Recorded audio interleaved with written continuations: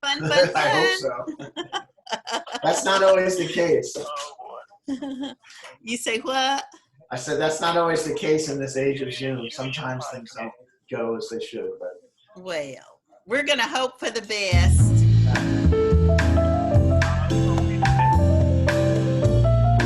Okay, Ron, I'm gonna talk to you later, okay? All right, bye-bye. I like the music. Yeah, nice. It is.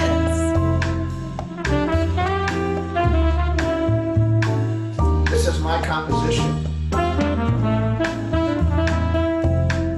Very good.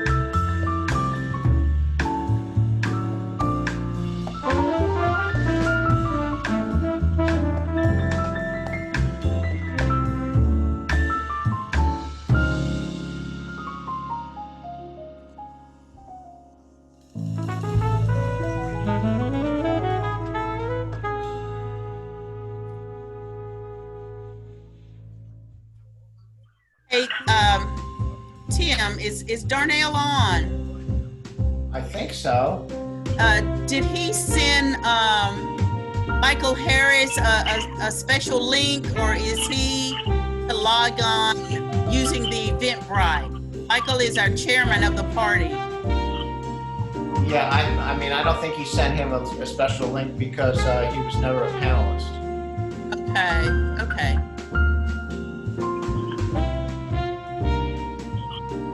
Hey, Michael. Yep. No, Darnell said that he didn't send you a special link because you weren't a part of the panel. He did not send you a special link.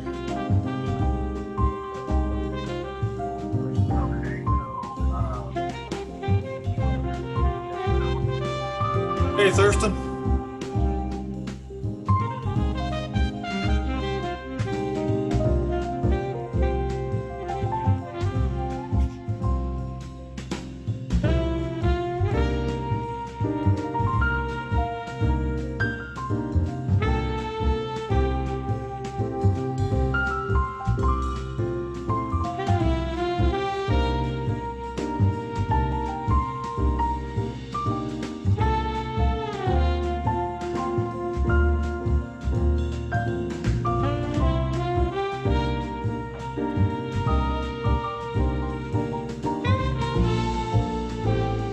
like the bow tie.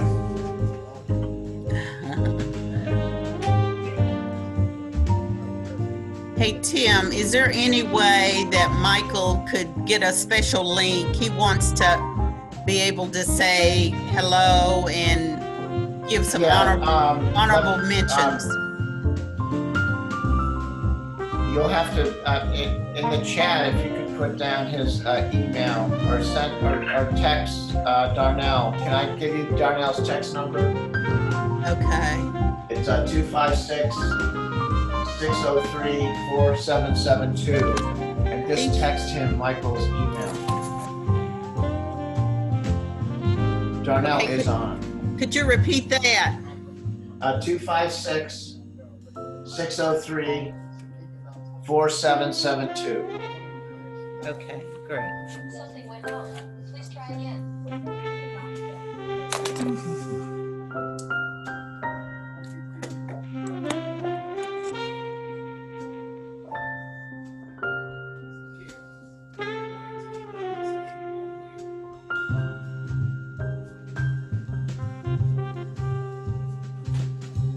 There's always last minute stuff.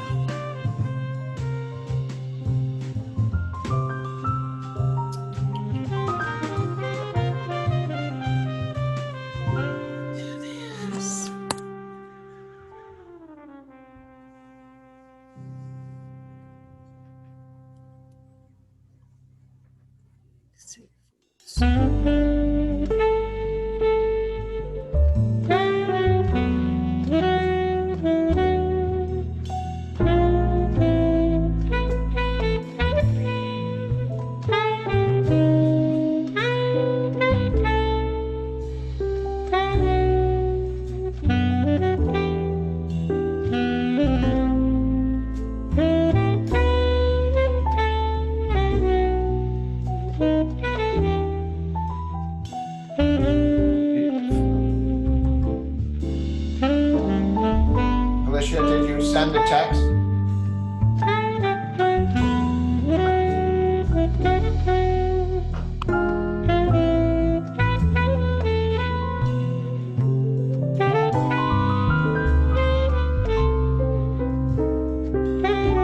Hello, Mr. Smith.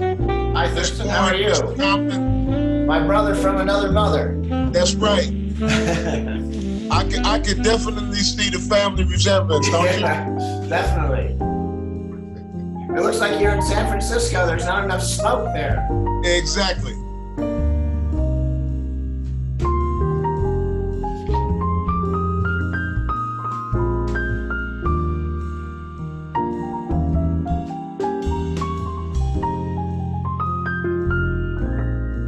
Where are you, Tim? I'm in Wilton, Connecticut. Oh, okay.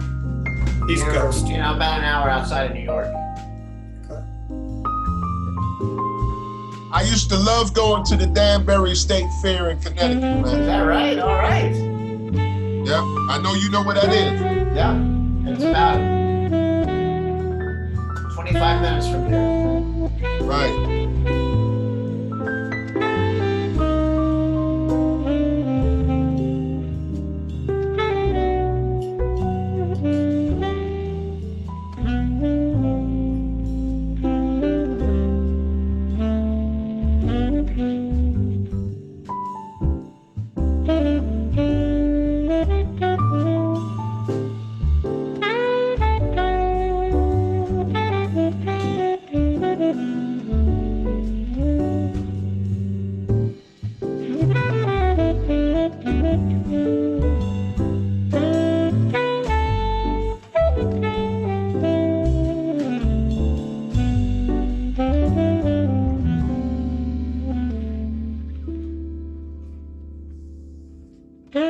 So is Tennessee going to go Democratic this November? Absolutely. Well, I like your enthusiasm, Thurston. That's a tall order. It is.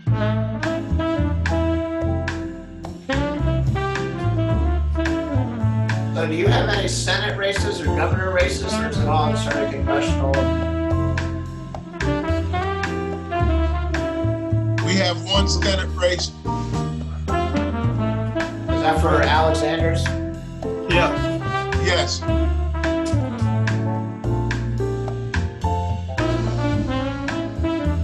got a real grassroots candidate too. Gosh, I've forgotten her name. I've met her several times. Marquita Bradshaw. Right, Marquita. I would love to see her get in. That would be amazing. Yeah.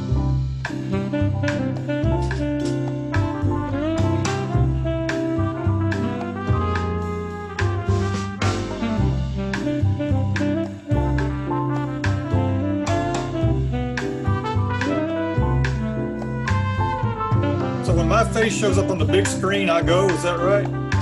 No, I mean, Darnell said that when the music stops, then you can go. Oh, the music stops. Okay. We usually do this around 7, around 6:34, let people get in. Right now, just waiting folks. Which were 3 of them, or 4 of them.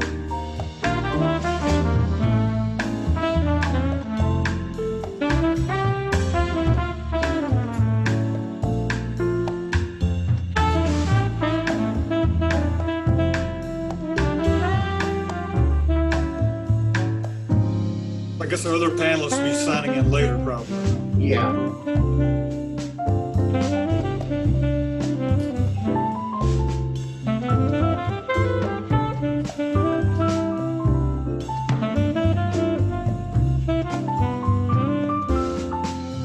Felicia, can you hear me? Felicia?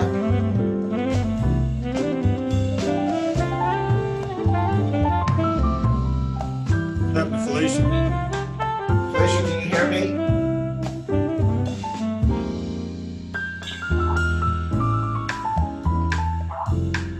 Let me make sure I get the right number for Darnell.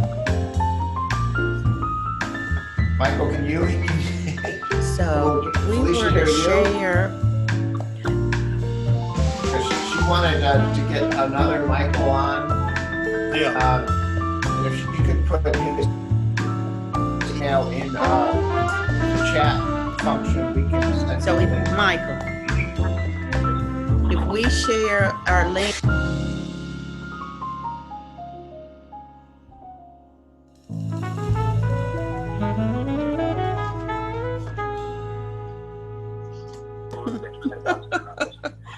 Okay, I'm talking and they're hearing me. Oh. I know. Uh-huh. Okay. Let me do this. I'm gonna just forward you my.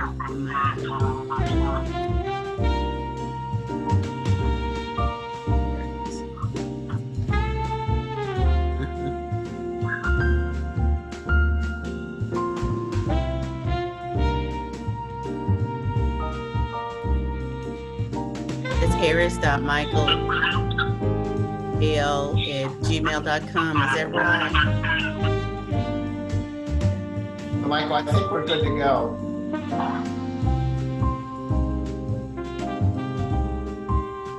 So why are you getting popular?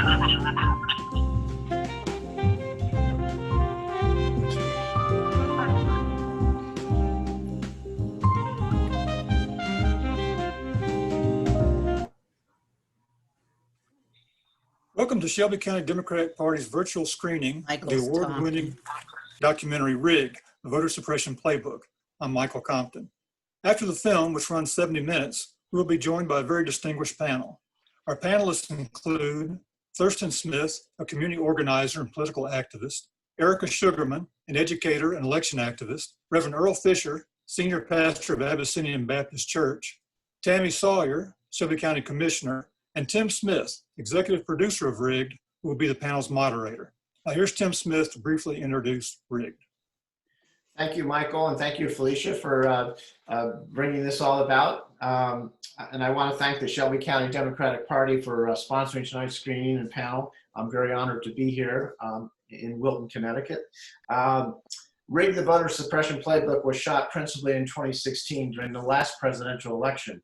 Not surprisingly, many of the same claims made back in 2016 are being recycled again, that the elections are rigged, that voter fraud is rampant and that it's taking place mostly in urban areas. But instead of talking about voter fraud at the polling places as they did in 2016, the assertion now is about vote by mail fraud. So the words have changed, but not the tune. It's a bit of deja vu all over again, as Yogi Berra might say. But voter fraud is just one of the many voter suppression tactics revealed in this film, tactics targeting mainly people of color and younger voters. So now, without further ado, let's take a look at Rigged. It runs about 70 minutes. And if you do have an issue with the Zoom airing of Rigged, we also will post in the chat session a link where you can watch it on Vimeo. So without further ado, here's Rigged, and we'll come back later and have a panel discussion. Thank you.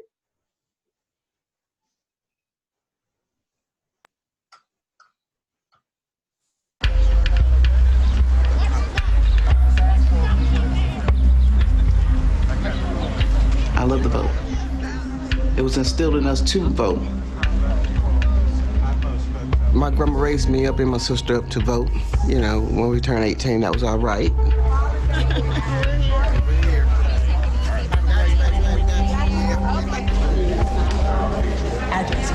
The address when I registered was 7660 Bridgewood Circle. I'm gonna have you stand in that line so they can update you. Okay. All right. Next voter, please. I need a picture ID. I got an old one until I What you have. Here, is this your address? She told me I could not vote at all because I got to re-register because I'm nowhere in that system. They're not making it easy at all. It's tiresome, yeah. Yep, we got to clean the rolls up one way or another. I happened to stumble across the Phantom Voter Project.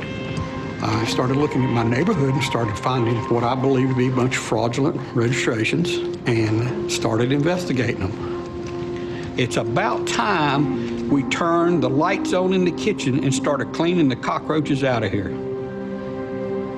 When I found out that I was purged off the rolls, and I was highly upset about it. Because, like I said, I grew up seeing my family vote.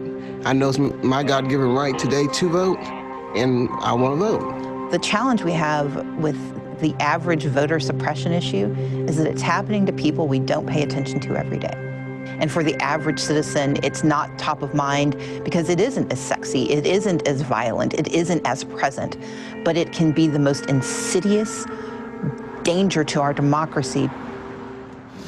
The board found probable cause to go forward on a total of 3,564 voter registrations challenges, all of which were submitted by Mr. Michael Hires. Erika, Burgos, Robin Bruns, Christopher Carmichael, Tina Carmichael, Justin Christopher Carter, Rachel Cheryl Parsons,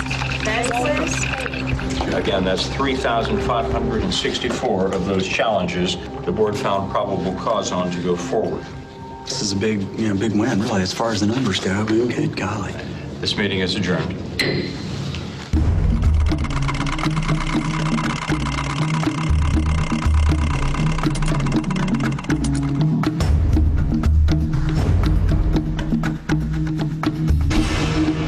I'm Jeffrey Wright. My grandfather, born in 1904, was an oysterman on Virginia's Chesapeake Bay. And he instilled in every one of his children and his grandchildren the importance of the vote. Yes, I'm an actor, but also more importantly, an American, a citizen, a voter. And I'm about to tell you a scary story about how the core tenet of our democracy, one person, one vote, is under attack. Today, American citizens are being wrongly purged from voter rolls, others intimidated not to vote. Meanwhile, state after state has passed new voter restriction laws, making it harder for all of us to vote. How did this happen? And what's the justification for this takedown of America's democracy? Well, this scary story starts in Chicago on a mild November night. The year's 2008. All right, let's hear this thing. Everybody ready? Ladies and gentlemen, the next first family of the United States of America. We have never never been a collection of red states and blue states. We are and always will be the United States of America. The election of Barack Obama most certainly can't be left out of this story. That absolutely was a turning point. If there is anyone out there who still questions the power of our democracy, tonight is your answer. That election was such a big moment. It seemed there was this demographic tide and destiny had kind of taken over for Democrats, and that, we were going to see Democratic majorities and presidents into the foreseeable future. Because of what we did on this day, in this election, change has come to America. Barack Obama, he said, I'm going to turn red states blue. He said, I will compete in Florida. I'm going to compete here in the South, Virginia and North Carolina. I will have the audacity to challenge the Republican Foundation in Ohio and Indiana. And guess what? The Latino population is growing out here. It is the future of the Democratic Party. I will not only contest for it, I will win it. Whites in this country have voted Republican in every election since 1968. And for at least since 2000, all of the major minority groups, blacks, Hispanics, Asians, have voted Democratic. The data is very, very clear here. If you are losing the vast majority of Hispanic voters, and if Hispanic voters are the fastest growing demographic in your country, and you can't appeal to them, you lose. This is very simple. You lose. The 2008 election was the first election in which people of color were over a quarter of the eligible electorate. African Americans turned out at record numbers. This is an historic election, and I recognize the special significance it has for African Americans and for the special pride that must be theirs tonight. We did start seeing some major backlashes against the expansion of the rights to vote after President Obama came into power. I think it has to do with changing demographics, with people having anxiety over the browning of America. 2008 was the beginning of the whole demographic tide, the first election where we could see the demographics impacting. And if we continue to underperform in this multiracial world that is going to be America, the white voters are going to be a clear minority. The Republican Party will cease to exist. The future looked pretty daunting for Republicans at that time, and so there were those like me who said, we just have to do a better job of being compassionate conservatives, of expanding our ranks. But there were others that took a route where we kind of go down the road of figuring out how you turn out more of your people and less of the other guys. The road many Republican leaders chose amounts to what we'll call the voter suppression playbook. Since 2010, they've created a number of plays or strategies to counter the rising demographic tide of non-white voters and to discourage younger voters. The first play was codenamed Project Red Map. The concept was to leverage true national dollars from national donors on the Republican side and invest them in state races, state legislative races, in a way that had never been done before. In 2010, Red Map sought to change almost 20 legislative bodies to Republican control. To fund that, Chris Jankowski and the Republican State Leadership Committee recruited the Kochs, the billionaire brothers with their own political action group, Americans for Prosperity. There are about 400 very wealthy individuals now who are allied with Charles and David Koch in a kind of a rich people's political movement. They looked at the 2008 election as a catastrophe. With some $30 million in funding, Red Map launched the blitzkrieg of attack ads targeting Democrats running for state legislatures. Americans for Prosperity is responsible for the content of this advertising. And the 2010 elections really showed that you couldn't compete with all this outside money flooding into these races that could carry the day. And in some of these races was over $200,000 in attack ad money that just flooded into a race that before had never seen more than $50,000 per candidate. And Operation Red Map was looking at what are the states that we need to win the state legislatures and take control of state politics. North Carolina was at the top of the list. North Carolina is the true battleground. Democrats have the edge in terms of voter registration, followed by Republicans, and then independents are the fastest growing group of the electorate.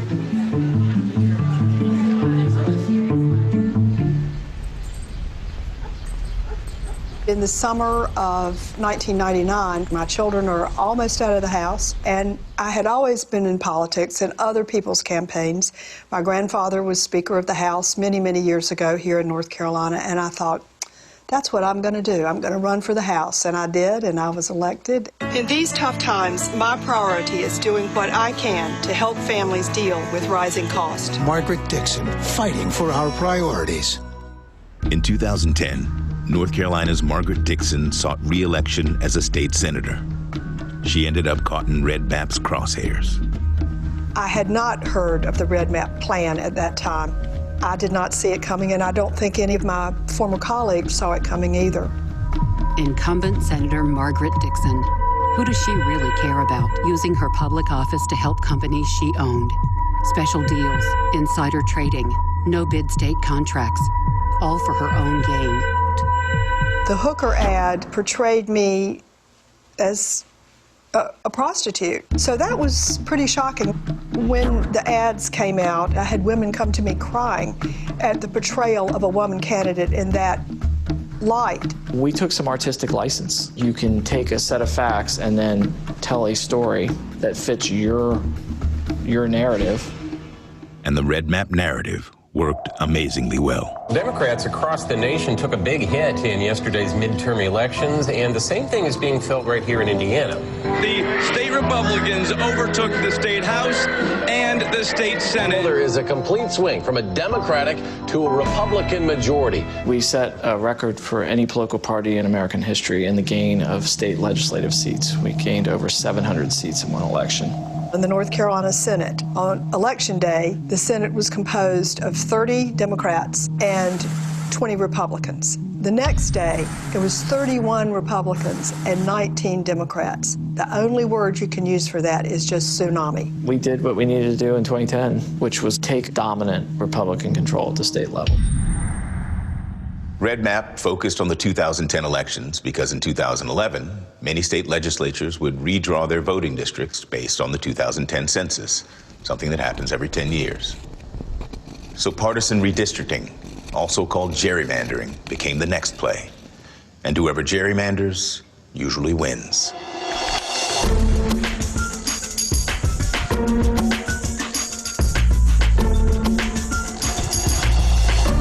Gerrymandering involves primarily two different methods of dealing with voters of the opposite party. You can pack voters into districts, or you can crack them into districts to make them ineffective. Texas is as good an example of packing and cracking as anywhere in the country, particularly the Dallas-Fort Worth area. If you look at the map that was originally drawn and approved by the Republicans in 2011. Why would this district from the north that's controlled by Anglos up here in a suburban county, why would it come in to Tarrant County like this? Well, it's because they came in and they picked up Latino voters. And you see that they just very carefully pick up this big group of Latino voters, then come back and pick up another group of Hispanic voters like that. This is a classic cracking of Latino voters. Cracking is taking the people of color and cracking them into as many districts as possible where their vote won't make a difference. Packing is putting as many African Americans or Hispanics into as few districts as possible. This shows District 30, which is this packed district. Well, to get a sense of how packed that district is, we're going to shade both African Americans and Hispanics together.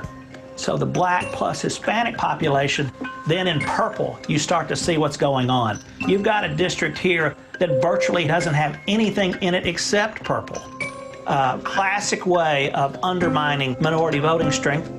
If you favor one side over the other, you can clearly take a right turn on Maple Street and a left turn on Mulberry Street and have a partisan impact. There's also an opportunity for the maximum mischief in the line drawing.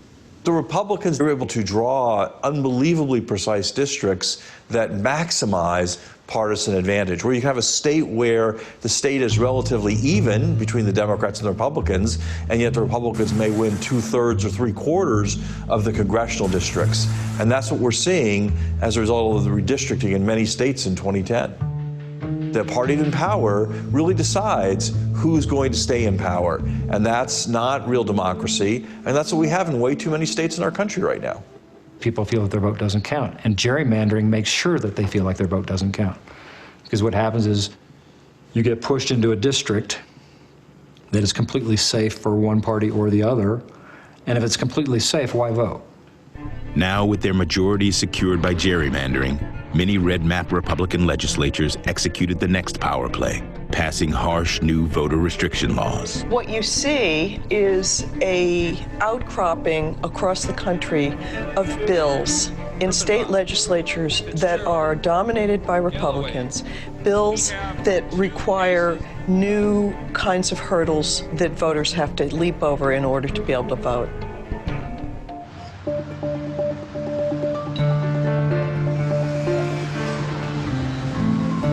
In 2011, Wisconsin, a red map state, debated a new voter ID law. The law mandated that those without an acceptable ID, like a state driver's license, would need a birth certificate or passport, social security number, and proof of state residency to vote or register to vote. In short, more hurdles, more bureaucracy, make it harder to vote. Clerk will read the bill. Senate Bill 7, relating to requiring certain identification in order to vote at a polling place or obtain an absentee ballot, verification of the addresses of electors, absentee voting procedure in certain residential care apartment complexes and adult family homes, identification cards issued by the Department of Transportation. I got involved when I was very young. My granddad was a Republican, so I said, I'll be a Republican. And he felt it was kind of like this family. So for me, I think it was a sense of belonging, a sense of, hey, I'm working for something. In 2011, Todd Albaugh was a Republican staffer. He had a front row seat on the passage of Wisconsin's voter ID law. The chair of the Senate Election Committee at the time stood up and kind of hit her finger on the counter, and she said, look, we got to start thinking about what this is going to mean if this passes to neighborhoods around Milwaukee and the college campuses. What Senator Lozick was referring is, hey, if we can suppress the college vote, and if we can suppress the minority vote in Milwaukee, it gives us a pretty good leg up on any future elections. And today, this is not a voter ID bill. This is voter suppression. It's voter disenfranchisement. This is voter confusion. This is voter restriction. This is voter discouragement bill. The term voter suppression was never used in the room, but everybody got the idea of what was being said. Just they could see it on some of these senators, the light in their eye, they got it. Because there are only so many white, straight, old men left. So the only way to win is to scare the shit out of people and to suppress the vote. And I saw it firsthand. I think the vast majority of our citizens want to make sure that their vote is a legal vote and that all the votes out there are legal votes. Because one fraudulent vote cancels out a legal vote. And so I went to Facebook and said, this is why I left the Republican Party.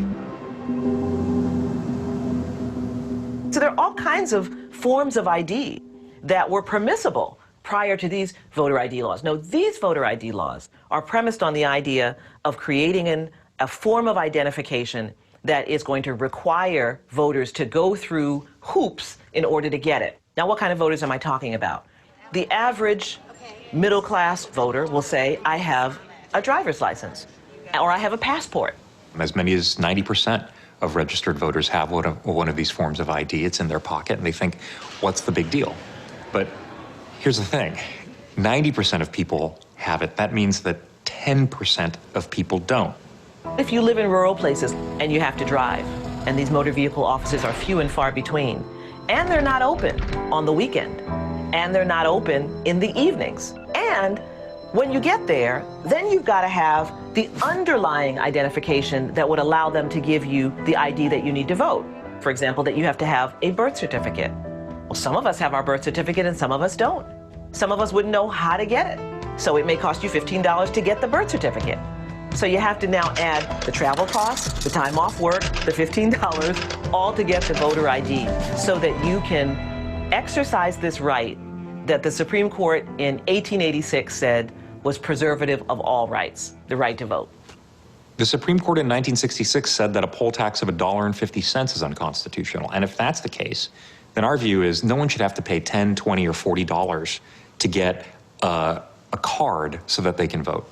If we could put ID easily into the hands of every voter in our country, then I wouldn't have a problem with it. But the reality is that getting access to government-issued ID today requires jumping through a lot of hoops and hurdles. And there's one thing that I think is really worth pointing out, and that's having an ID and having an ID to vote in Wisconsin are very different things. My name's Molly. If you haven't met me, what I can do is get you everything that you need to vote. Vote Riders is a nonprofit, nonpartisan organization and really focused primarily on voter ID. We're going to make sure everybody can vote. So we can get you an ID from Wisconsin too, because you need one of those when you go and vote. I grew up in a household where we're encouraged to be civically active and to vote. In the bill, that's all you need to vote. And if somebody needs help exercising their fundamental right to vote, we should all be stopping what we're doing and figuring out what we can do as a society to make that better. Because this is about you, this is about the voters, and the people who are impacted. I can vote, but, you can't. And then I also wanted to talk about when you want to go back to the DMV. They want to get the ID now. Zach is one of the voters that I actually met here at First United Methodist Church doing regular community outreach. I didn't think it would take all this to get an ID to vote. When President Obama got elected, I voted then, so ever since then I've been trying to vote in every election. Zach had a pay stub, he had his social security card, but he didn't have a birth certificate. I'll let you hold on to these again. Okay, hang on. Okay. And we went to the DMV, and they still told me I needed my birth certificate. I felt like I had all the right information. They were trying to just have me go around the ringer just for a birth certificate. Voter ID laws impact certain demographics. They impact low-income voters. They impact voters of color. They impact first-time voters and voters new to Wisconsin. They impact students. They impact older voters who no longer have a driver's license. Here, they make it very difficult to vote. And based on the legislature's own admission and testimony in federal court, that doesn't seem to be a mistake. The court heard evidence and concluded that there were 300,000 registered voters in the state of Wisconsin who lacked one of the forms of ID is acceptable under the law. They're trying to make it where only the rich vote for the rich. I thought it was going to be simple, but it wasn't. The studies are very, very consistent that barriers that you put in front of the ballot box are going to stop some people from voting. The true objective of voter ID laws in Wisconsin and other states was clear to the politicians passing these laws. It's something we're working on all over the country because in the states where they do have voter ID laws, you've seen actually elections begin to change towards more conservative candidates. Voter ID, which is going to allow Governor Romney to win the state of Pennsylvania. Done. Republicans since 1984 in the presidential races have not been able to win in Wisconsin. Why would it be any different? And now we have photo ID, and I think photo ID is going to make a little bit of a difference as well. The law is going to kick the Democrats in the butt. If it hurts a bunch of college kids that's too lazy to get up off their bohunkus and go get a photo ID, so be it. Right. If it hurts a bunch of lazy blacks that wants the government to give them everything, so be it. And it just so happens that a lot of those people vote Democrat. Gee. It's astonishing, actually, 50 years plus after the Voting Rights Act was passed, that we still have to do voting rights enforcement and protection. I speak tonight for the dignity of man and the destiny of democracy. I will send to Congress a law designed to eliminate illegal barriers to the right to vote. The Voting Rights Act shook up politics. Within weeks of the Voting Rights Act becoming law, black voters were being registered by the thousands in the South. And within a few years, their voter participation rates were nearly the same as white voters. After 2010, many red map states enacted voter restriction laws. However, the 1965 Voting Rights Act prevented most southern states from following suit. The act required that those states seek approval or pre-clearance from the U.S. Department of Justice in order to change their voting laws. Well, This was a problem, since the South is key to Republican success. So some of the same conservative groups that fueled Red Map now funded a Supreme Court challenge to the Voting Rights Act. The goal? Do away with the pre-clearance requirement. The case was called Shelby County versus Holder.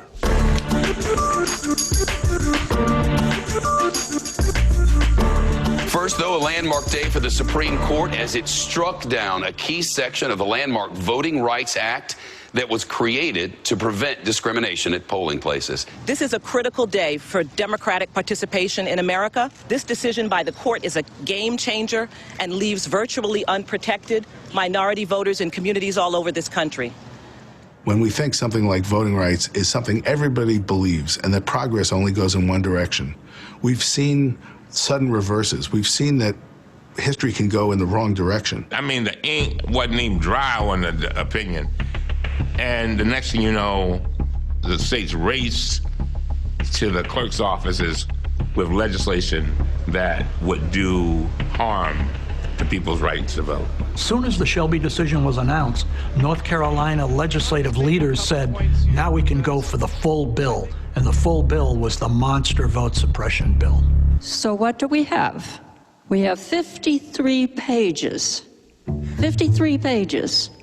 about reducing access and subtracting options, making it harder for people to vote. There's a care that's exercised, right, around the creation of these laws. And in North Carolina, the Republicans asked for information. They identified those ways of voting that were more likely to be accessed by the African-American community, and those were the ones that they outlawed in that omnibus law. Legislators asked for the demographics.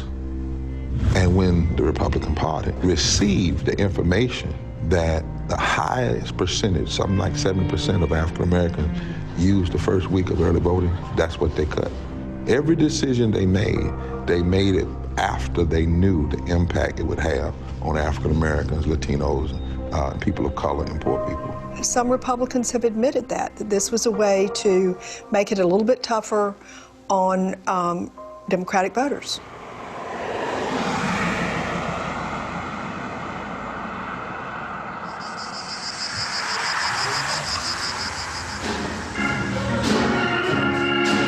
And for a moment, I want to have a grown-up conversation about racism.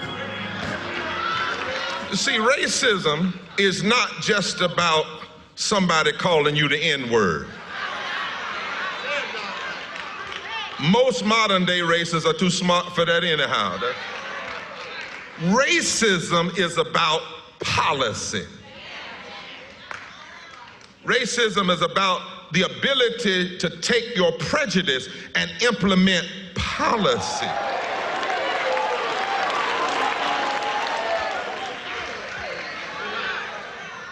Since 2008, we've seen an all-out effort by extremists in suits and ties who sit in political seats working to abridge and deny the right to vote.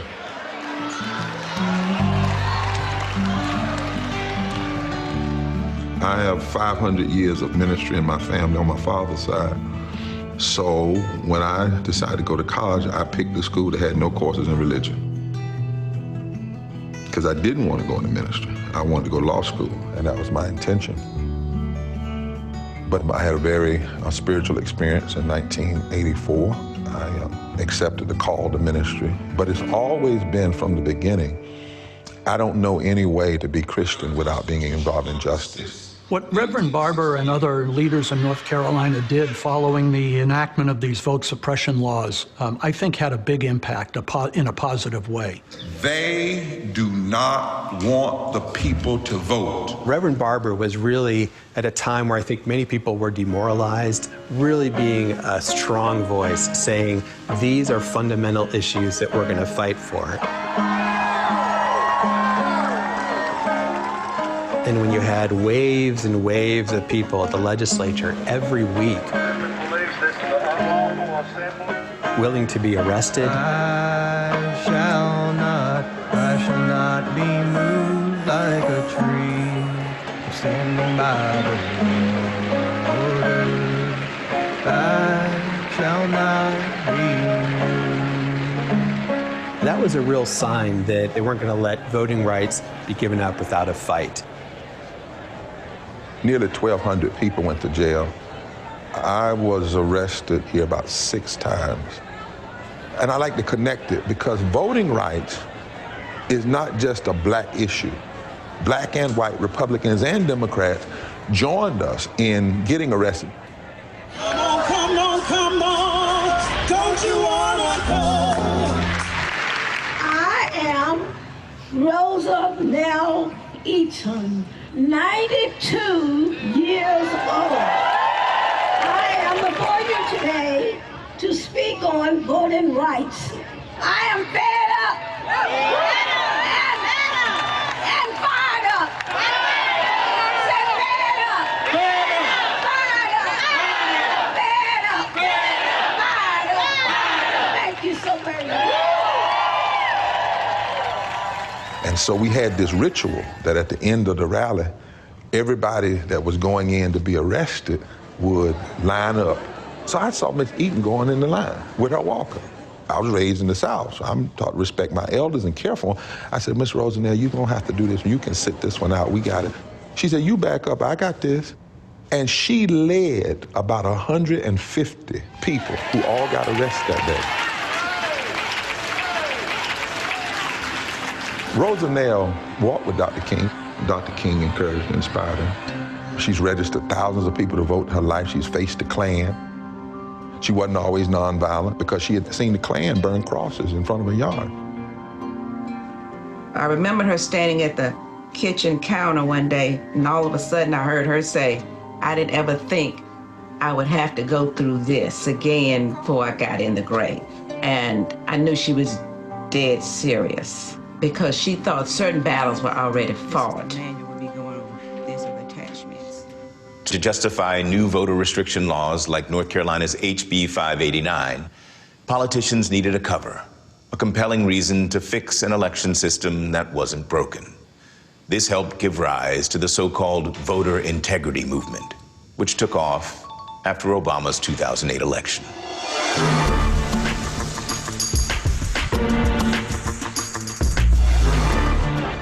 If you care about vote fraud, gentlemen, we're fighting it. We could use your help. Thanks. Hey, if you care about vote fraud, we're fighting it. We could use your help. If you care about vote fraud, gentlemen, we could use your help. Thanks. Thank you. I know a girl who votes 8 times and has $1 million in the bank and is on food stamps and gets everything for free, including college. How do you know she votes 8 times? Because we know her. She does. Would you call me later after the election? Before I launched the Voter Integrity Project, I was a military officer, retired lieutenant colonel in the Air Force. I became worried that this is a fragile system that depends on people being fair and honest. If you're worried about vote fraud, here's how we're fighting it tomorrow. We could use your help. They're hiding something, and we're on to them. And that's the only question. It's not how many, it's, you know, we know they're doing it. The question is, how big a deal is it? Are they really trying to steal an entire nation? Are they really trying to rig elections in so many states that they can determine the outcome of the presidency? And a lot of people are going through life with blinders on, or like I used to tell people, it's called the toilet paper tube syndrome. You got toilet paper tubes in front of your eyes, and all you see is that little bit of world right out in front of you through the toilet paper tubes. You don't see what all's going on out here. So if you're looking right here and you're not looking for voter fraud, you won't see voter fraud. Republicans saw an opportunity where they could go into states and build this notion of voter fraud, get people scared about it, scared enough that they would create new laws that would heighten the threshold to qualify to vote and make that qualification so difficult that it would suppress voters, and not coincidentally people who would vote against them. It's just a very well-organized, well-staffed, well-resourced operation that once they get an idea, they can spread it like a dandelion. All we're trying to do is protect voter integrity. We ought to protect election integrity. Voter integrity is at stake. How can you be against election integrity? There's a lot of people around the country that use this slogan. We need to make it easy to vote and hard to cheat. We want to make it easy to vote. It's very easy to vote. And we also believe it should be hard to cheat. We try to make it easy to vote and hard to cheat. Because every time a non-citizen votes, it cancels out the vote of a U.S. citizen.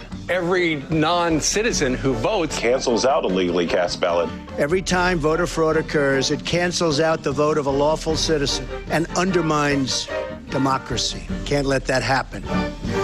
You didn't have all this talk about fraud until all of a sudden African Americans and Latinos began to vote in record number. I've called some of the people who advance these arguments without good evidence, members of the fraudulent fraud squad, and they go around making claims that voter fraud is rampant without good evidence to support it.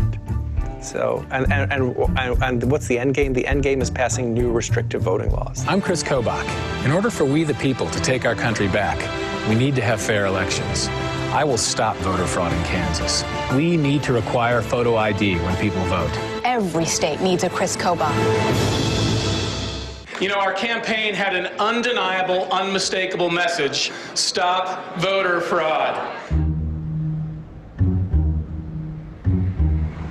Could you please define voter fraud? When people say voter fraud, it encompasses a large number of potential crimes. You might be a person who's not a U.S. citizen registering. Then there's crimes on election day, which include things like double voting, voting in more than one state, voting under someone else's name, voting a fictitious identity. The fictitious identity problem, is significant in some states. Actually, voter fraud is substantial in Kansas. You only proved 9 cases. No, well, but here you get, so the cases we've prosecuted are just in the last 2 years using a very small legal staff. We haven't prosecuted all the cases that we could have if we had more attorneys, and we haven't prosecuted all of the many cases that we will never discover. There is no belief in actual voter fraud. What there is an attempt to restrict voter access that is using the specter of voter fraud, which is hard to prove because it doesn't exist, so you can pretend that the reason no one knows about it is because it's been so effective. So you create this boogeyman that can only be disproven by another boogeyman. So I looked into how fraud of various kinds occurs, and in particular I focused in on one kind of voter fraud, pretending to be somebody else when you walk into a polling place. I started the study in 2000, went through 2014. Out of 1 billion ballots cast, I found at the time 31 incidents. Credible raising a hand, somebody has pretended to be somebody else at the polling place.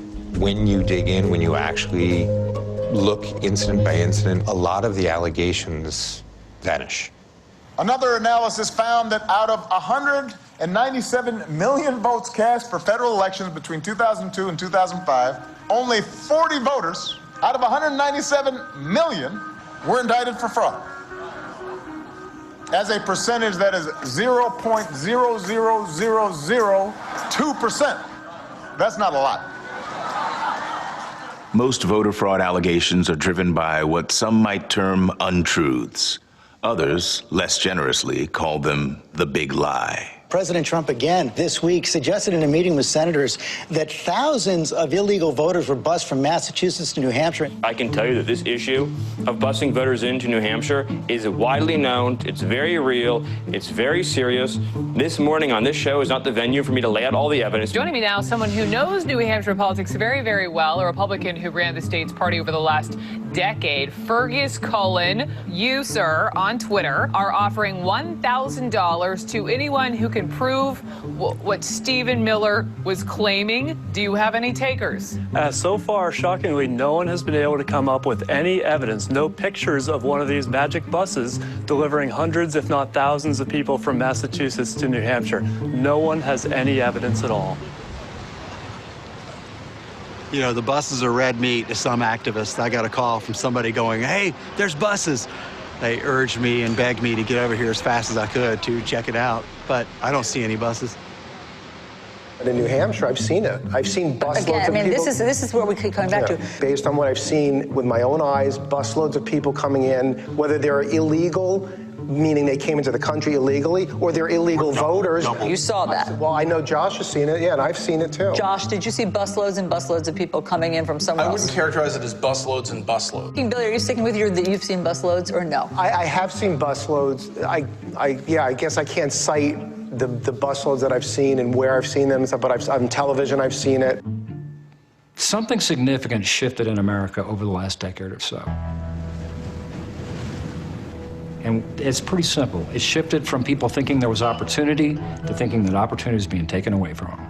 That others, you define that however you want, are coming across the borders or from wherever, and they are changing our way of life. And one place I can lay that blame is to say, people are stealing elections. Those other people, that other party, those people that are trying to take stuff away from me are doing it illegally.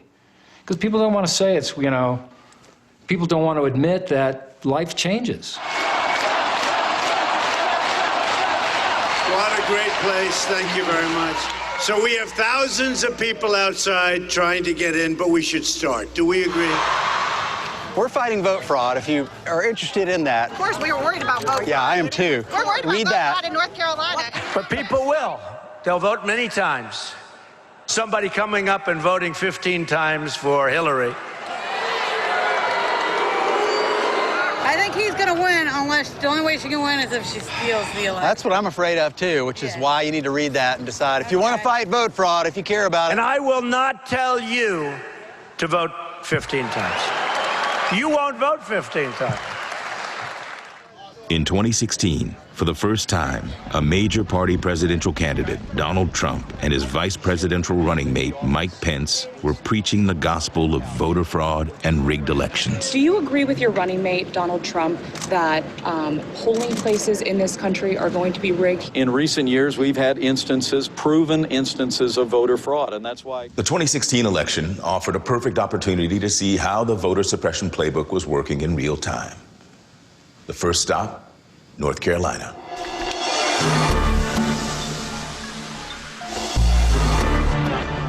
My name is Michael Evan Hires. I'm a 100% disabled veteran. I'm not married. I have the time, I have the skills, and have the desire to make sure that every American vote is legally cast. The Voting Integrity Project is interesting. They've always had a bit of a gadfly, renegade, vigilante voter fraud, crusaders. They claimed that thousands of non-citizens were voting in the state where they would challenge voters at county boards of elections, and then they couldn't prove that really any of those were true. Is there anyone in the audience today who received a notice that if they wished their name not to be removed from the voter rolls, they should be present? Stand up then and give us your name, please. Randy Burkett. Jamie. Okay, sir. John McKee. Well, North Carolina has a provision where a citizen can challenge the right of another citizen to vote. It's been on the books forever. Who else is going to know who's registered to vote unless another citizen does it? Some of the laws that wind up being discriminatory today had discriminatory intent when they were first written in the early 1900s as part of the Jim Crow laws. For example, voter purging laws to cleanse the rolls. And this was typically used in the Jim Crow era by whites who were trying to prevent newly enfranchised African Americans from having access to the ballot box. Michael's methodology involves finding voters that the state identified as inactive. These people have missed 2 federal elections, so they were listed as inactive. And I started sending letters to these inactive voters on the Cumberland County voter rolls. The ones that came back marked by the post office as undeliverable are considered evidence that the voter no longer resides at that address. And Mike challenged those voters. Voter challenge envelopes were marked "Do Not Forward." If a resident moves in the district, even across the street, he or she will not receive the notice their registration is being challenged, or even know to come to the Board of Elections hearing to contest the challenge. Now let's move on to Mr. John Lamont McKeithen Jr. Some people have the knack of spotting anomalies. It's kind of like seeing a lump of coal in a bale of cotton. It'll just pop right out at you. Let me just ask you, what do you want this board to know concerning your place of residence? I do live and have lived at 7790 Stony Point Road. It's at 7790. Yeah, this says 7770. Is there a possibility that people got struck from the rolls mistakenly because the post office did not appropriately deliver the mailings to them? There is a small possibility on that. Do you solemnly swear that the testimony you are about to give concerning this matter shall be the truth, the whole truth, and nothing but the truth, so help you God? I do. All the evidence shows that when someone is purged from the rolls, it's extremely unlikely that they're going to re-register. It's hard to get them to re-register. And I worry that it will diminish the will to participate in the political process. And the danger is if states use unreliable information to take voters off the rolls, and if they do not give voters adequate notice and an opportunity to contest their removal, then we can have a situation where hundreds or even thousands of legitimate voters are being taken off of the rolls without their knowledge. To reverse Mike Hires and Jay Delancey's voter purge, as well as purges in other North Carolina counties, Reverend Barber and the NAACP asked a federal court to intervene. Good morning. Persons were engaging in an attempt to get voters purged, especially African Americans. We are fighting this. We believe and we hope that the courts will agree with us and we will have an immediate temporary restraining order. Reverend Barber, that guy's made a name for himself. Congratulate him on a well-funded. He has a lot of out-of-state funding money, and he knows how to play that race card better than anybody I've seen. And really, since the heyday of Jesse Jackson and Al Sharpton, he has played that race card so well. The NAACP filed a voter suppression lawsuit against the North Carolina Board of Elections, and today they won that case with a federal judge declaring that all voters purged from the voting rolls must be reinstated. The NAACP in North Carolina, they filed a lawsuit in federal court, and actually they went judge shopping. They found a black female judge that they could influence emotionally. In my opinion, and not so humble opinion at that. Those of us who are the descendants of people who had their cars blown up outside of churches right here in North Carolina when they were inside the church organizing for voting rights. When you come from that kind of lineage, you're not going to allow some loudmouth bigot to intimidate you. The courts have said, you know, you can't do any of this kind of stuff in the last 90 days. But they're going to put all these names back on the roll. We had a guy who worked for 2 years and got over 6,000 names removed in Cumberland County. And they claimed that we were targeting blacks. I would be glad to get drug into federal court because that will give me the opportunity to expose the problems that we have in this state. I get 3 hots and a cot and full medical care if I go to jail. Except how are you going to put me in jail for following the law? The next stop, Rock Springs, Texas. Here, a local sheriff seemed to be practicing an old-fashioned but effective voter suppression technique, voter intimidation.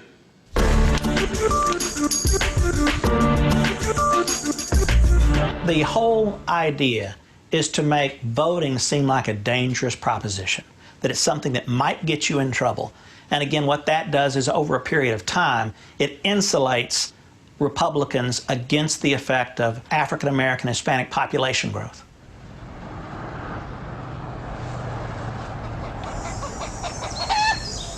In Edwards County, Texas, we received reports that the local sheriff who's connected to the militia movement and who prides herself on being, you know, this tough cowgirl sheriff, she had actually engaged personally in efforts to intimidate voters. The issue of voter fraud has been very prevalent since I've been here. They're tired of, you see it, you know it, everybody around you knows it. Why isn't someone doing something about it? Who's 814? Frank, thank you for the 814, how long has he been here? He's been here since the first of the month. Since the first of the month? Yeah. The sheriff has alleged people voting incorrectly that have not. She has threatened to investigate people for illegal voting that have not. She has someone in jail now.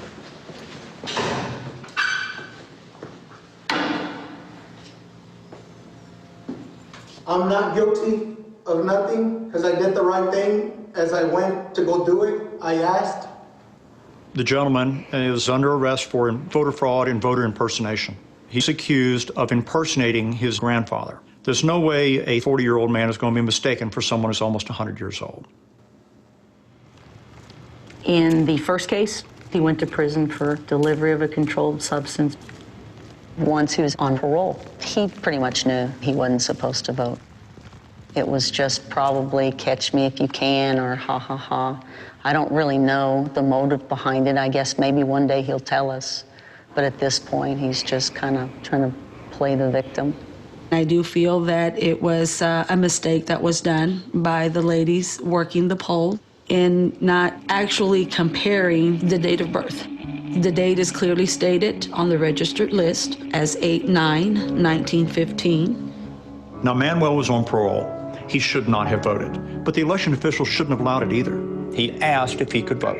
That tells me that he didn't know if he could or not.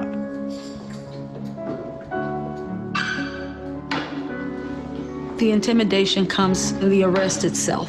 Him sitting in jail would send a very strong message to a lot of people and intimidate a lot of people as to not to go out and vote. Do you have leg restraints or? Yeah, I think Sheriff wanted him in leg restraints. So, Sheriff, she has been diligently trying to root out the corruption ever since she took office over here. She already has. We've had more arrests ever. Perhaps this might make some of the people who are entertaining the idea of voting illegally, it may wake them up and say, hey, they're not going to let me get away with it if I get caught. This county has the highest rate of voter fraud allegations with the Secretary of State and the Attorney General's office than any of the other 254 counties in the state. Houston's got 10 million people in it. We've got 1,100, and we have a higher rate of voter fraud? Please. And there was one additional stop before Election Day 2016, Jefferson City, Missouri, where state legislators were debating a voter ID requirement for the November ballot.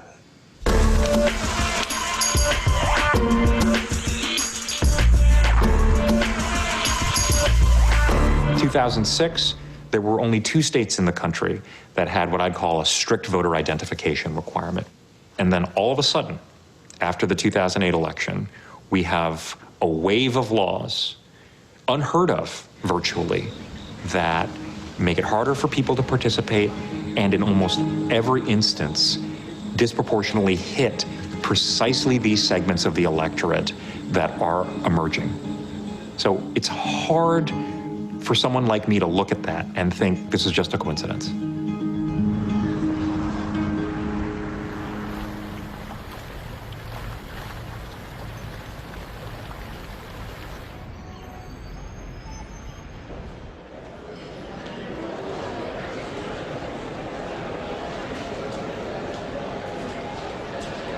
House Bill 1631 has been from the very start about integrity in our election process here in Missouri. Pure and simple.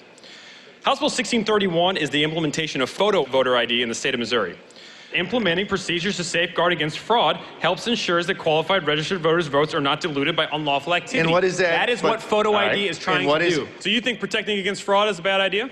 I'm not going to go down that rabbit hole, gentlemen. We have protections against fraud right now. Stop trying to confuse people and sensationalize an issue to back up your point of view. Be intellectually honest about what's going on. Where are you coming from on this What can you point to? What voter identification fraud can you point to that's happened in the state of Missouri that your bill would address? How do you, without this implementation in effect, That's what we call a non-responsive answer because you did not respond. That's okay. I understand. I would implore the body to think real hard about their vote on this and ask them to vote no. Thank you. All those in favor will vote yes. All those opposed will vote no. Mr. Clerk, please ring the bell and open the board.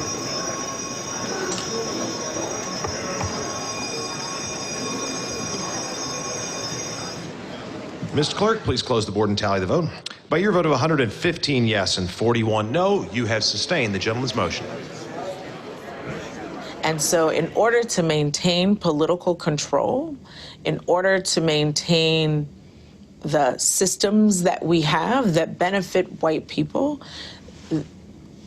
it means that we have to, as a country and as a system, be able to keep people of color from voting and from their full political power. To say that our intent is to try to disenfranchise any individual in the state of Missouri is completely absurd. That is a very serious accusation and very, it's something that I don't take lightly. Your vote is your own, and it's extremely important in a democracy. I'm just trying to put more integrity into our voting process. We're very honored to have the Reverend Cassandra Gould with us. I wear this shirt. My mom's name was Carrie. My mom was, I was born in a little town in Alabama, 47 miles from Selma. My mother was a voter rights worker. I really used to get sick of my mom's stories about what it meant to be in Selma and how she marched and how she was there before Dr. King. Mom, I don't want to hear about Selma anymore. I mean, we got it made now. We can actually go and vote. So I thought. Voter restriction laws are designed to take us back to the time that my mother was fighting in Selma. It's dancing on the grave of civil rights workers who gave their lives so that people could vote. It is not just about photo ID. That is code word for let's cut out some citizens. And who are the legislators to get to decide who gets to have a right that they already have? Let's vote no on Amendment 6. So you voted yes on Amendment 6? Oh, you voted no. Okay, great. Yeah. In the summer of 2016, while Missouri mulled the pros and cons of voter ID, federal courts struck down or modified a number of the more restrictive voting laws passed after 2011. In another important story tonight, North Carolina's law requiring voters to show photo ID was thrown out by a federal court that said the law was designed to bar Black Americans from the polls. This is the third time this month that similar laws were struck down, the others in Texas and Wisconsin. These court decisions frustrated advocates of voter suppression legislation. The next play would need to include changing the federal courts, but that would have to wait for another day.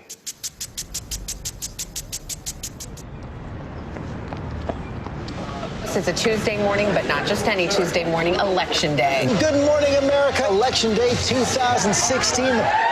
Election Day officially starts right now. So who did you vote for? Tough decision.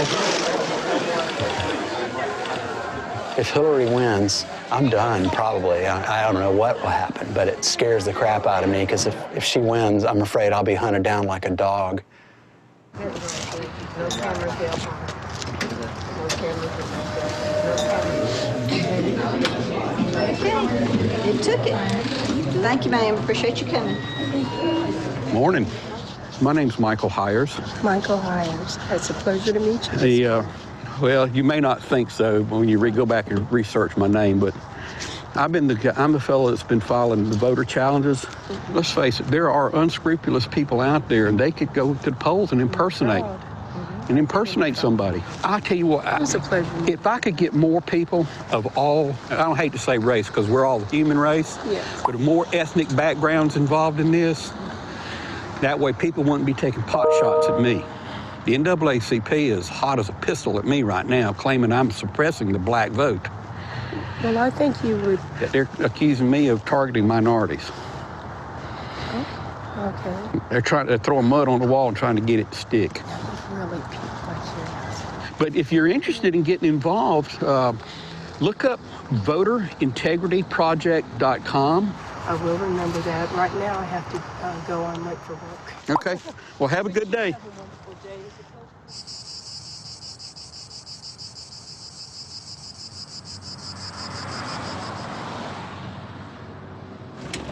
Right now, we're delivering election equipment. I wonder if we can put that tabulator right here. Ready? We can't let it drop.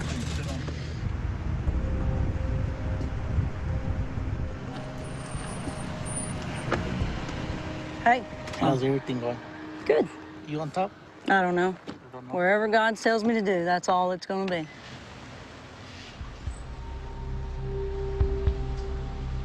What's the first president I voted for? Al Gore. See how that turned out, right? You have your... I got my documents. All right. Voting with my son. Oh, man, first time, right? Good stuff.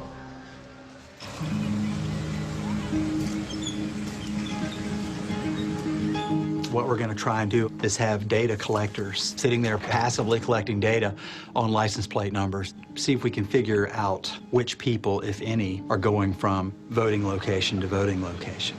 The illegitimate reason would be if someone is what we call a serial voter and going from location A to B to C, using a different name at each one. And what we want to know is how prevalent is this?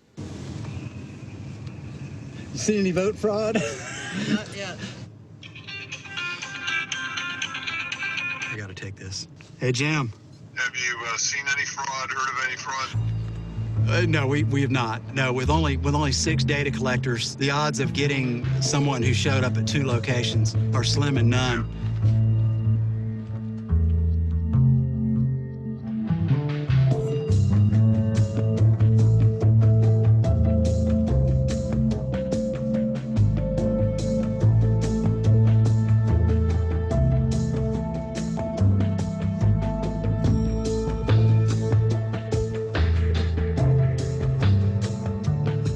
Say to Jada Lansing and Mike Hives? Basically, if you want to challenge me, you know, please contact me first. A challenge is a challenge, and if I challenge you to a chess match, I need you to play with me. You know, at least come back, you know, show me what you got. So, you know.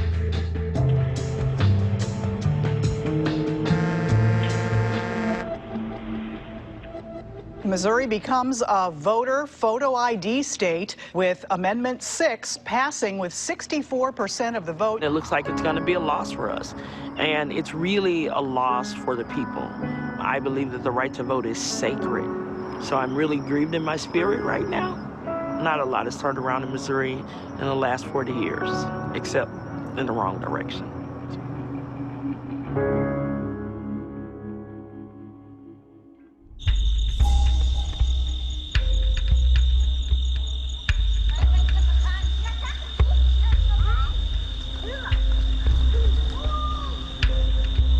Got one. Pamela Elliott, Republican, 61.8% of the votes. John Harris, Democrat, 38% of the votes. Just blessed, really.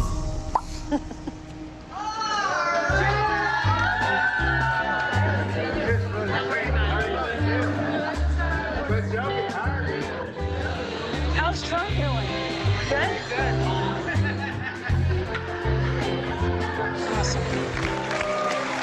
Ladies and gentlemen, the next president of the United States, Donald Trump. Thank you. It's been an honor. God bless. Thank God.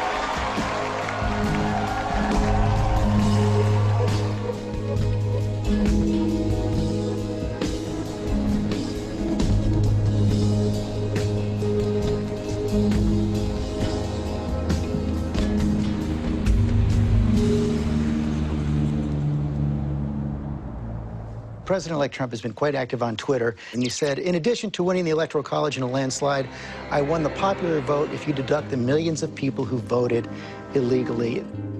The president-elect is absolutely correct when he says the number of illegal votes cast exceeds the popular vote margin between him and Hillary Clinton. Our next guest, Greg Phillips, first tweeted the claim that 3 million people voted illegally.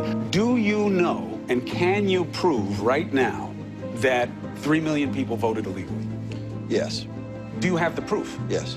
Will you provide it? Yes. Can I have it? No. If you look at voter registration, you look at the dead people that are registered to vote, you're going to find, and we're going to do an investigation on it. But 3 to 5 million illegal votes. Well, we're going to find out, but it could very well be that much. After the 2016 general election, I called all 50 secretaries of state, managed to reach 49 of them, and never found more than 1 or 2, at tops 3 or 4, suspected instances of fraud. Not proven, but suspected or alleged. Many states had none at all. Recall that what curtailed widespread voter suppression in the 2016 elections were rulings by federal courts overturning or amending many of the new voter restriction laws. And now, with a Republican Senate and White House, Republicans could nominate and confirm their own judges. A new day was coming.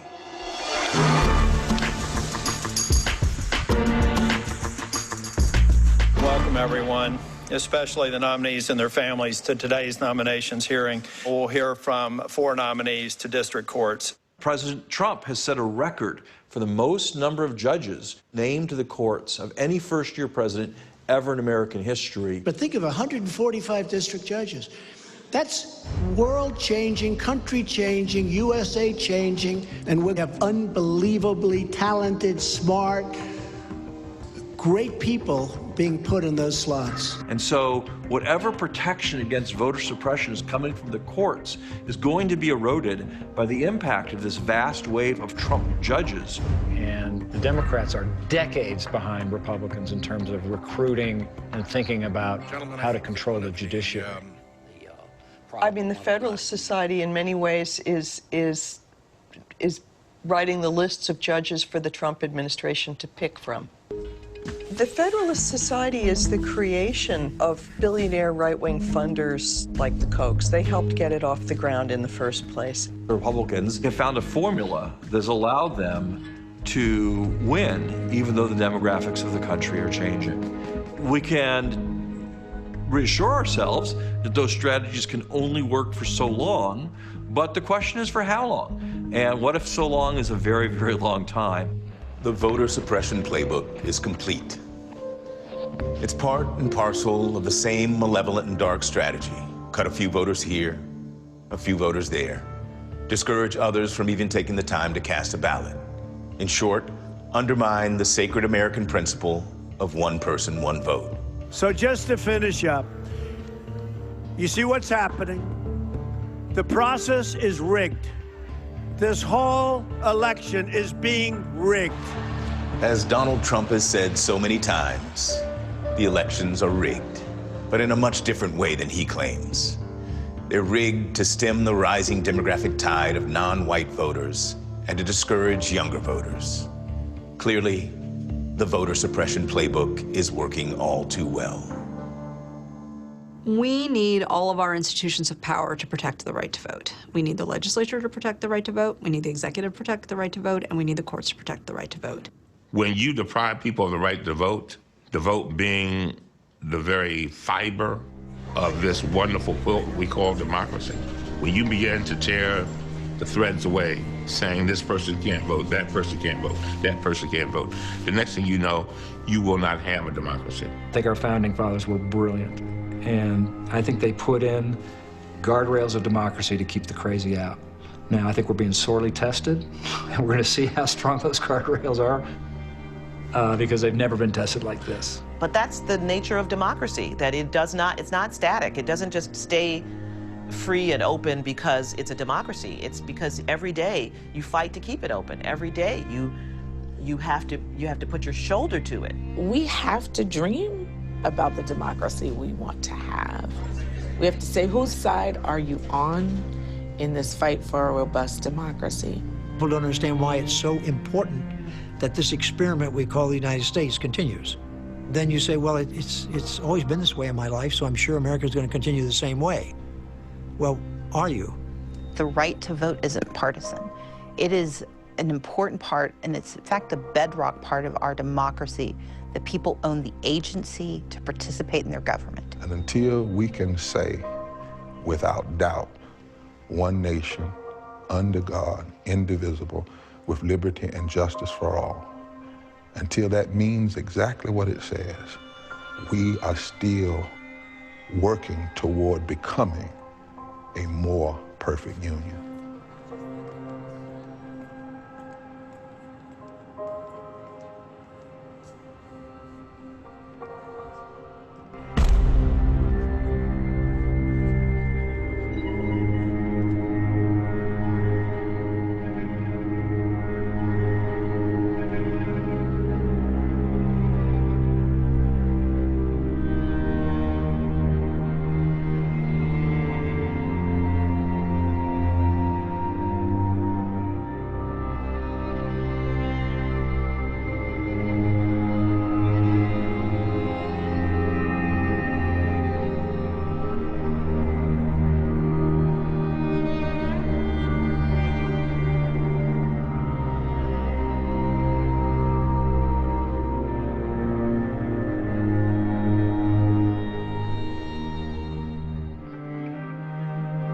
If you want to know more about what you can do to defend America's democracy, go to our website, riggedthefilm.com.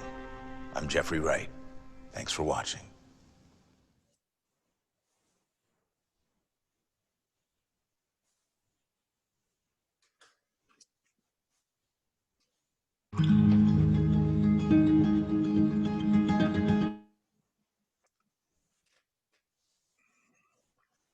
Well, welcome back. Hope you found Rigged informative, engaging, and hopefully motivational. So let me now introduce our panel. Reverend Earle Fisher, PhD, is the senior pastor of Abyssinian Baptist Church in Whitehaven and founder of the Up the Vote 901, a nonpartisan voting empowerment initiative seeking to increase voter turnout in every election. Dr. Fisher is the Henry Logan Starks Fellow at Memphis Theological Seminary and the Research Fellow in the Political Science Department, where he researches political theology and radical Black politics. Tami Sawyer is a county commissioner in her hometown of Memphis, Tennessee. She serves as National Field Director of Black Voters Matter Fund, chair of the Memphis NAACP Legal Defense Fund, leader of Take 'em Down 901, and host of the Black Steel Magnolia podcast. She is a recipient of the Ebony Power 100 Award, has written on racial justice for CNN and Huffington Post, as a member of Alpha Kappa Alpha, gotta get it right, Incorporated. Tami is driven by her belief in justice for Black people and the power of Black women. Thurston Smith is a project team member for Paramount Consulting Group. A retiree from the U.S. Veterans Health Administration, Thurston has held a variety of leadership positions throughout his civil service career, including congressional liaison, mental health program coordinator, and employment services program manager, education specialist. As a community organizer and public policy activist, Thurston provided oral testimony before the U.S. Congressional Black Caucus Political Leadership Institute on criminal justice reform and has appeared before the Tennessee House of Representatives on juvenile justice policy. A U.S. Treasury Department appointee, Thurston currently serves as a Federal Advisory Committee member for the National Taxpayer Advocacy Panel and is a member of the Tennessee Community Resource Board for the Tennessee Department of Corrections. Erika Sugarmon is an educator with the Shelby County Schools. She earned her master's in teaching from the University of Memphis and her BA from Memphis State. She is a board member of the Women in Leadership Leaning on Wisdom, the National Women's Political Caucus Tennessee, and the Shelby County Democratic Party Executive Committee. And the panel's moderator is Tim Smith. Besides being the executive producer of Rigged, Mr. Smith is a veteran of both television and documentary production, having been a production executive with MSNBC, Newsweek Productions, and now the American Issues Initiative. Mr. Smith's work has won 2 Emmys and 5 Emmy nominations, 2 Gracie Awards, a Grierson, and Cable Ace and Genesis Award nominations. 2 of his documentaries became television movies for HBO and ABC. Tim, I turn the panel over to you.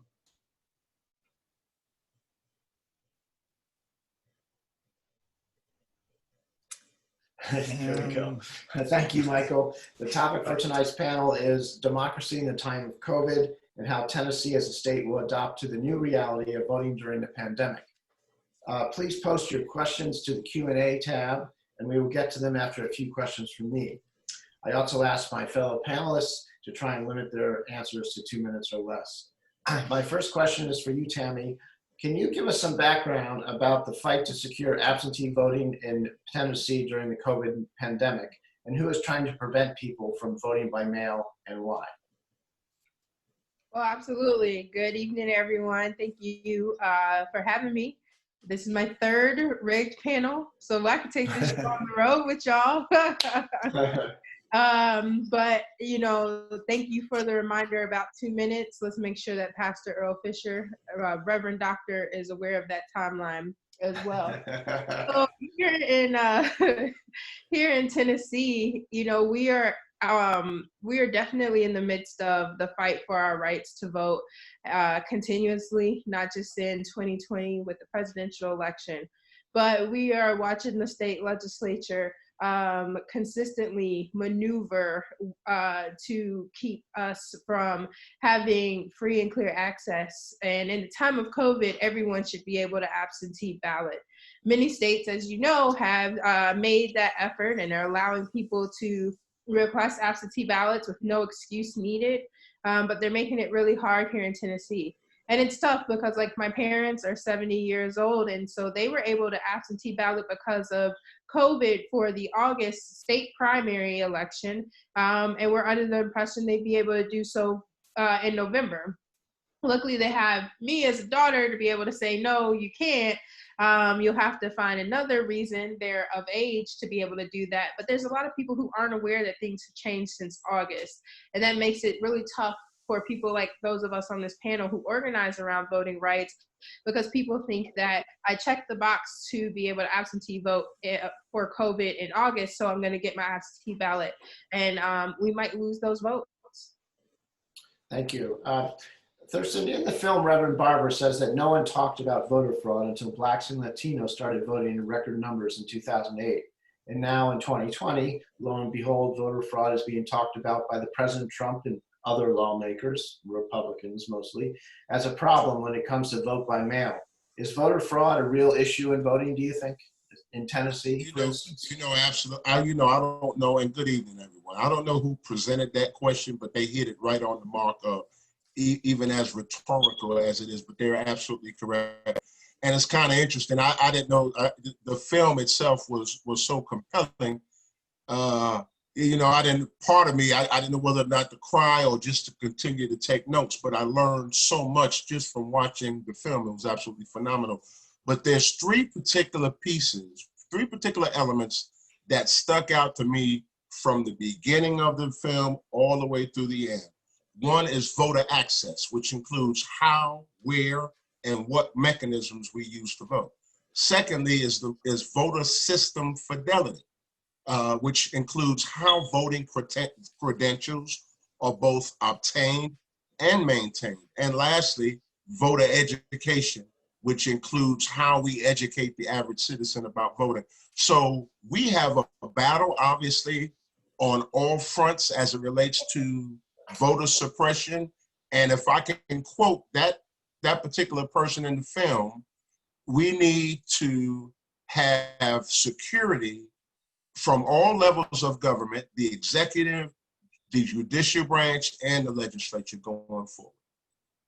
Thank you. Reverend Fisher, some of the recent protesters in light of George Floyd's murder have asked, what is the point of voting? Nothing seems to change. There is still systemic racism in the justice system, in healthcare and education. Climate change is unchecked. So voting seems to have not changed anything. How do you counter the argument that voting is pointless? As has been said by other panelists, thank you for having me. I'm going to try to teach my dear sister Tami humility, brevity, and respect. So the first thing I would want to point out is that it's important to hear people's lament about how inadequate the political infrastructure has been, especially in Black communities, poor Black communities, so many neighborhoods in Memphis that have seen people on both sides of the aisle make promises that they do not keep. So point number one is always to hear them out.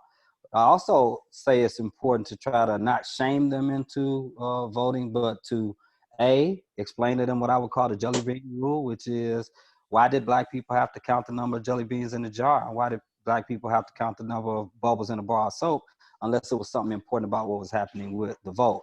The last thing that I try to ask or recommend people to do is what I call the 25% rule, which I simply ask them if they pay taxes. And even if they don't have a job, they buy clothes, they buy gas, they buy food, and all of that stuff is taxed. I ask them, where do they think the money goes? And if on average, the elections in Shelby County yield about 25% turnout, do you want 25% of the people deciding where the money goes for the other 75%? Thank you. Erika, can you speak to how voter suppression is really a manifestation of systemic racism, an ongoing effort to keep people of color from participating in our democracy? That's easy. With just the last election, for example, the Shelby County Election Commission decided that they're going to make things easier by when people submitted their absentee applications. They decided to come up with a new way of issuing the ballots. They decided to hold the ballots until they got enough to mail out in certain precincts. So guess which precincts were held the longest? Okay, by zip code. You can imagine, Raleigh area. So after the election, I asked Linda Phillips at a meeting, I said, Okay, so you all held the ballots. Tell me, how many ballots did you get after the election? 300. Guess where they're from? So unless we advocate, unless we stay involved, unless we educate, in fact, I wonder, of the people listening, have you all checked the rolls to make sure your name was not purged? I had dozens and dozens of people tell me I didn't realize I was purged. A week before August the 6th, my family received a change of polling place. A week. It was marked July 31st is when I got it. My family got there, telling us that the polls had been moved. Can you imagine if we had to ride a bus, if we had to make arrangements, the impact? These are intentional. These are systemic, and it changes every time. So we've got to stay, vigilant, because people do not believe elections are real. We've got to make sure that they understand they are real and they do matter. Thank you. Thank you. Tami, recently we've seen efforts on the part of the Tennessee legislature to make it harder for individuals and organizations to hold voter registration drives.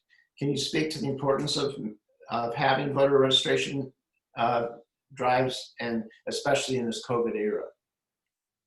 Well, in the COVID era, I hope unfortunately, we have to limit voter registration drives unless we're doing them virtually, what makes it tough because, there's a digital divide in the United States and in Tennessee, and especially in Shelby County, where we all live.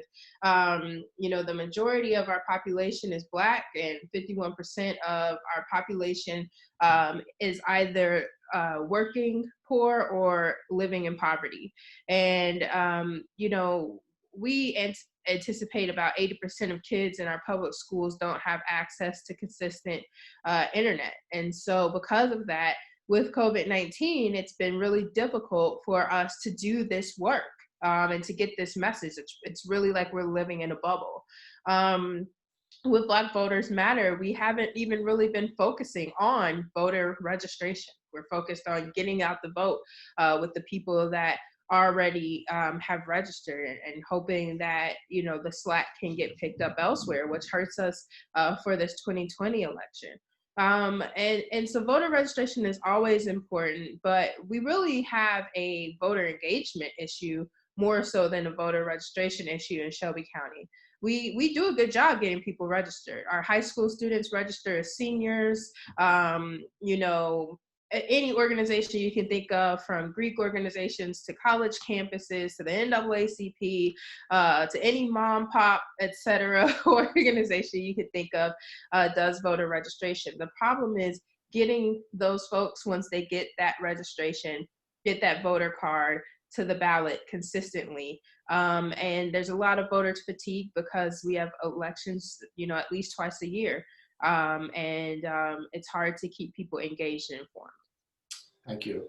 Thurston, let me sort of follow up on that. Do you think the addition of Kamala Harris will help African-American turnout this fall? Does she speak to Black voters, or do you fear they see Biden as just more of the same, and that his winning will change nothing? I will go with the former rather than the latter.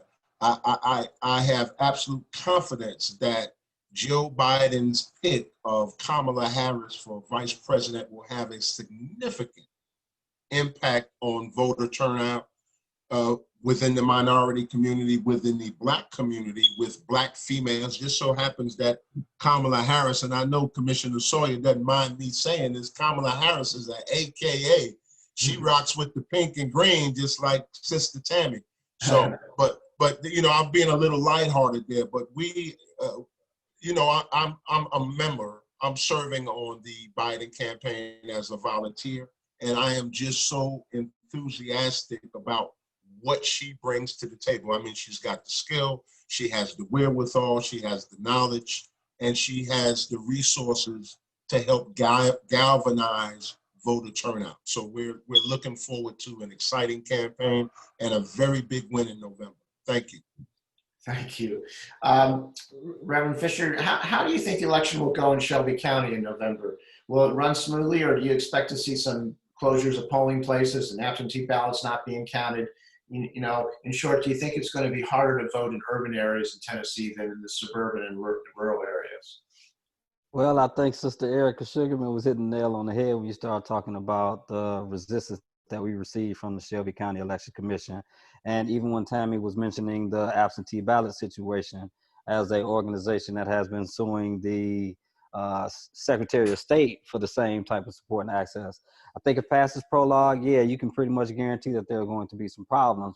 But I also hold out hope in the brilliance and the boldness of Black folks to organize as many people as we can against all odds and get the turnout to where we need it to be. Erika, as an educator, how are your students viewing the election? Are they pumped up? You think they're going to, you know, the younger voters will turn out to vote? You know, 2018 saw sort of the highest turnout since I think it was 2016 or 1916 in a midterm election. Do you think this is going to be a high turnout year for younger voters? Oh, most definitely. They're turning it up all over the country. All these millennials are rocking it. And I have students, former students, in fact, who are out there protesting. And in my classrooms, they are livid. They're very upset. Right now, they're researching their elected officials so they can make an educated decision on who to vote for. And then we're going to have voter registration drive, not only for them, but their family members as well. And we're also educating the families about not only voting, but doing the research so they know who they're voting for and why. And also it's contagious because once you get the kids on board, then they educate their parents. So I'm excited. This is going to be an exciting 2020 election. And look at what's going on. You know, they're scared. People are scared who are incumbents, and they should be. Because they have not done right by the voters, the constituency, so they need to go, and they will go. So let me do a quick sort of, I don't see any questions in the Q&A, a quick sort of round robin with everyone on what do you all think people can do to sort of reclaim our democracy between now and November 3rd? You know, what kind of action should the average citizen be taking? Tami? Well, I don't think that our democracy will be reclaimed on November 3rd, unfortunately. Maybe I'm the pessimist of the group. Regardless of the outcome, let me say that's not based on the outcome. Here's, you know, I believe that it's going to take a little bit of time for us to restore, and not even just restore, but get where we need to be. We weren't there before Trump. And we won't be there if Trump loses. But for us to get voter turnout where we need to get it for November 3rd, I would say that it's going to take a lot, and we're behind. We're behind collectively because of COVID-19. COVID-19 has impacted our ability to reach people door to door. It's impacted the finances of the organizations that do this grassroots work. It's even, you know, just made voting even less of an important issue as people are just struggling to survive, struggling with depression, struggling with all kinds of other things related to living in a pandemic, a global pandemic. On top of the institutionalized racism that we're experiencing every day. And so it's going to be really tough for us to top turnout numbers in November. And I don't say that to be a pessimist, but to be a realist. But what we can continue to do is what the folks on this call and you all are doing with the tour of Rigged, and just continuing to every day with it's 52 days until the election, I believe today, 52. I think so, yeah. Yeah, you know, so 50. But who's counting? Who's counting, right? So less than 50 days until the election by the time we wake up Monday, and every day has to count, right? Every day, tell a friend, get somebody to the poll, get early voting. You know, voting has to be at the tip of our tongue every day from now until November 3rd. And November 4th, whatever the outcome, we still have lots of work to do. This is just a toss-up for anyone to answer. When does early voting start in Tennessee, and when does registration end? Does anyone have that? Registration ends October the 5th, and okay. Early voting starts October the 15th. and goes through the 29th, if I'm not mistaken. I can verify those in just a second. But if I may, let me piggyback on something that Tami said, as is the case every now and then, not too often, but I believe Tami is right. No, I think Tami is right most of the time. And where she is really leaning in that I would want to piggyback is we don't have a voter registration problem. So democracy will not be won back in November, because not only it has been a long time since we have embraced even a more righteous semblance of democracy, but because democracy is a long-term project. We don't have a voter registration issue. We have a voter education issue. So hopefully what we will be doing, and this is why I would salute the rigged film and other initiatives to connect people who are registered to the adequate information that makes them feel empowered, then they could be engaged and ultimately they will turn out. We have over 550,000 people in Shelby County who are registered, but you very rarely, if ever, get 200,000 people of those registered people to go out and vote. And we've done enough engagement and outreach to know oftentimes it's because people feel like they don't have adequate information. They don't feel educated on the issues. Thurston, how are you looking at this election? Well, you know, it's kind of interesting. During my opening, I referenced, you know, education. And since then, I believe that word has been used more so than any, you know, and than any other word as it relates to the discussion. We just cannot do enough of it. Well, you know, I'm hopeful. I'm an optimist.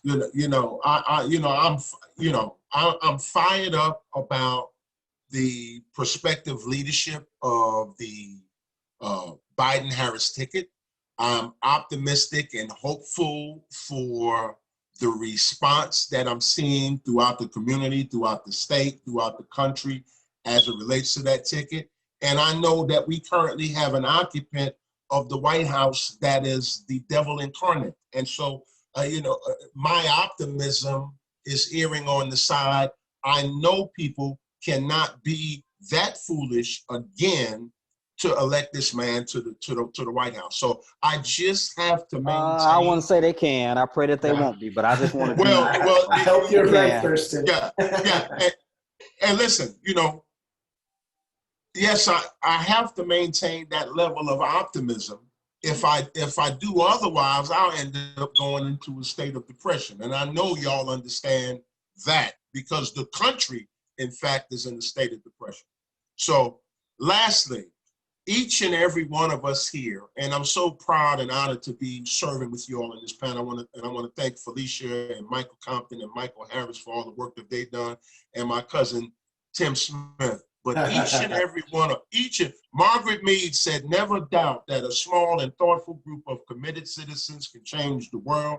Indeed, it's the only thing that ever has. And so it is people like us galvanizing other people like us to get out there and do the more work like people like us to keep the ball moving.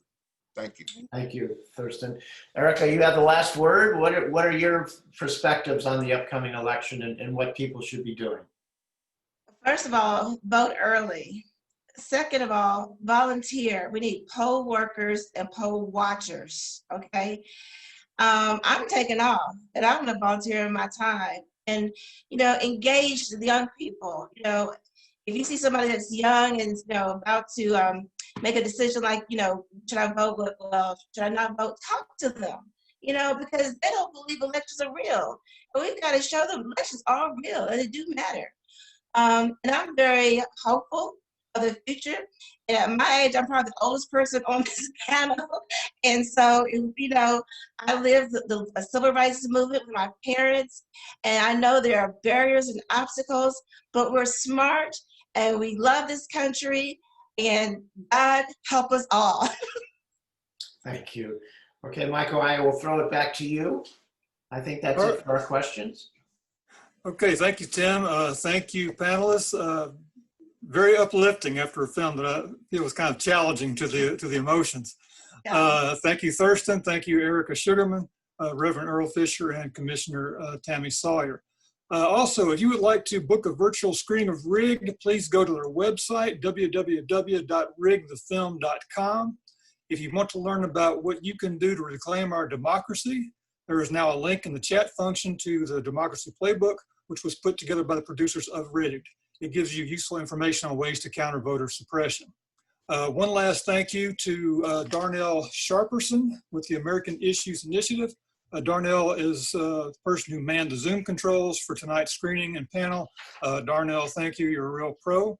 And if I may, I'd like to give a shout out to the chair of the Shelby County Democratic Party, Michael Harris, our fearless leader, and to my fellow executive committee member, Felicia Boyd, who was the driving force locally in organizing this event. Thank you, Michael and Felicia.